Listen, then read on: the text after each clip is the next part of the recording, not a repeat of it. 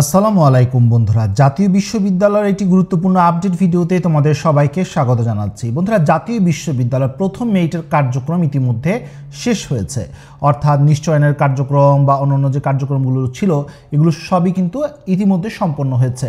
তোমরা অনেকেই আমাকে প্রশ্ন করেছিলে, ভাইয়া জাতীয় বিশ্ববিদ্যালয়ের সাধারণ অনার্সের দ্বিতীয় মেরিট লিস্ট কবে প্রকাশ হবে? এর আগে মোটামুটি তোমাদেরকে একটি ধারণার উপর বেস করে তথ্য দিয়েছিলাম। এই তারিখ নিয়ে গুরুত্বপূর্ণ নিউজ আপডেট এসেছে এবং সেই নিউজ আপডেটে তারিখ সহ প্রকাশ করা হয়েছে। চলো বন্ধুরা, দেরি না করে আমরা নিউজটি দেখি এবং খুঁটিনাটি বিশ্লেষণ করি। বন্ধুরা, তোমরা দেখতে পাচ্ছ জাতীয় বিশ্ববিদ্যালয়ের দ্বিতীয় মেরিট লিস্ট কবে সবশেষ যা জানা গেল নিশ্চয়ই কিছুক্ষণ আগেই প্রকাশিত হয়েছে। বলা হয়েছে, জাতীয় বিশ্ববিদ্যালয় 2024-25 শিক্ষাবর্ষের প্রথম বর্ষ স্নাতক সম্মান ভর্তি কার্যক্রমে প্রথম মেধা তালিকায় ভর্তি ইচ্ছুক শিক্ষার্থীদের বিষয় পরিবর্তন এবং দ্বিতীয় মেধা তালিকা আগামী 23 অথবা 24 জুলাইয়ের মধ্যে প্রকাশ করা হবে। তার মানে মাত্র আর 2 থেকে 3 দিনের মধ্যেই রেজাল্টটি প্রকাশিত হচ্ছে, তো 23 অথবা 24 জুলাইয়ের মধ্যে। রবিবার 20 জুলাই গণমাধ্যমকে বিষয়টি নিশ্চিত করেছেন ভারপ্রাপ্ত ডিন ডক্টর মোহাম্মদ আশিক কবির চৌধুরী। তিনি বলেন, চলতি সপ্তাহে 23 অথবা 24 জুলাইয়ের দিকে আমরা দ্বিতীয় মেধা তালিকার মেরিট লিস্ট প্রকাশ করব।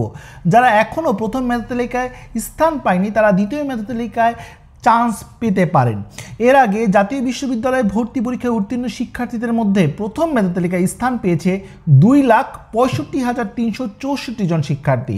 তাদের ভর্তি কার্যক্রম শেষ হলে দ্বিতীয় মেধা তালিকা প্রকাশ করা হবে। এই বছর প্রথম বর্ষ স্নাতক সম্মান ভর্তির ফলে উত্তীর্ণ হয়েছিলেন 4,60,706 জন শিক্ষার্থী।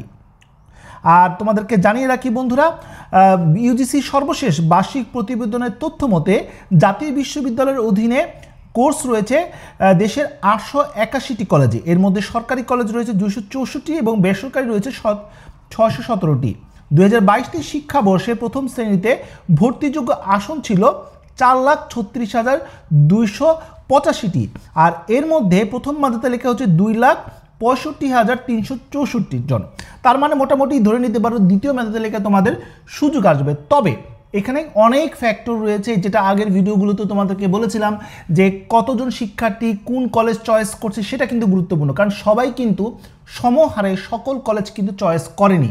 কেউ হয়তো বা সরকারি কলেজে বেশি করেছে, কেউ হয়তো বা বেসরকারি কলেজে করেছে।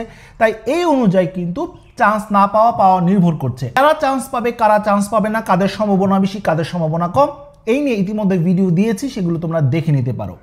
আর রেজাল্ট প্রকাশিত হওয়ার আগে অর্থাৎ 23 বা 24 জুলাইয়ের আগে অর্থাৎ আগামী 2-1 দিনের মধ্যেই একটা বিজ্ঞপ্তি প্রকাশিত হবে। আর বিজ্ঞপ্তি প্রকাশিত হলে সেই বিজ্ঞপ্তিতে কখন এবং কোন সময় প্রকাশিত হবে সেটা উল্লেখ করে একটি বিজ্ঞপ্তি প্রকাশ করে জাতীয় বিশ্ববিদ্যালয়। যখনই প্রকাশ করবে ইনশাআল্লাহ আমি তোমাদেরকে জানিয়ে দিব। আর এই আপডেটগুলো পাওয়ার জন্য অবশ্যই আমার চ্যানেলটি সাবস্ক্রাইব করে রাখতে হবে। পাশাপাশি তোমাদেরকে জানিয়ে রাখি, জাতীয় বিশ্ববিদ্যালয়ের রেজাল্ট ইউজুয়ালি দুপুর 3:30টার দিকে বা 4টার দিকে প্রকাশিত হয়। ওয়েবসাইটের মাধ্যমে এবং SMS এর মাধ্যমেও চেক করা যায়। আর এর আগেও তোমাদেরকে দেখিয়েছিলাম যে কিভাবে রেজাল্টটি চেক করতে হয়, আর ঠিক একইভাবেই তোমাদেরকে রেজাল্টটি চেক করতে হবে সেকেন্ড মেরিটের ক্ষেত্রে। তবে ফার্স্ট মেরিটের তুলনায় সেকেন্ড মেরিটে চেক করার ক্ষেত্রে কিছুটা প্রেশার কম থাকবে, কারণ এখানে ম্যাক্সিমাম শিক্ষার্থী হয়তো বা ভর্তি হয়ে যাবে বা ভর্তি হবে না। এই কারণে সেকেন্ড মেরিটে কিছুটা প্রেশার কম থাকবে। তবে তোমাদেরকে জানিয়ে রাখি, ফার্স্ট মেরিটের তুলনায় সেকেন্ড মেরিটে আসন সংখ্যা কমে আসবে। সেকেন্ড মেরিটে যদি চান্স না হয় মন খারাপ করার কোনো কারণ নেই।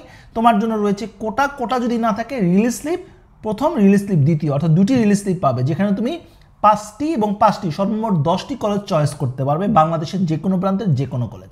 এর জন্য তোমাকে কোনো ভর্তি পরীক্ষা দিতে হবে না, কোথাও কাগজপত্র জমা দিতে হবে না, শুধু অনলাইনে আবেদন করলেই হবে। ইনশাআল্লাহ এটা নিয়ে আলাদা ভিডিও থাকবে। তো বন্ধুরা, এই ছিল আজকের মতো ভিডিও। পরবর্তী আপডেট এবং সঠিক তথ্যের জন্য আমার চ্যানেলটি সাবস্ক্রাইব করে রাখার অনুরোধ রইল। তো বন্ধুরা, যে পর্যন্ত সবাই ভালো থাকো, সুস্থ থাকো, দেখা হবে আগামী কোনো ভিডিওতে। সেই পর্যন্ত আল্লাহ হাফেজ।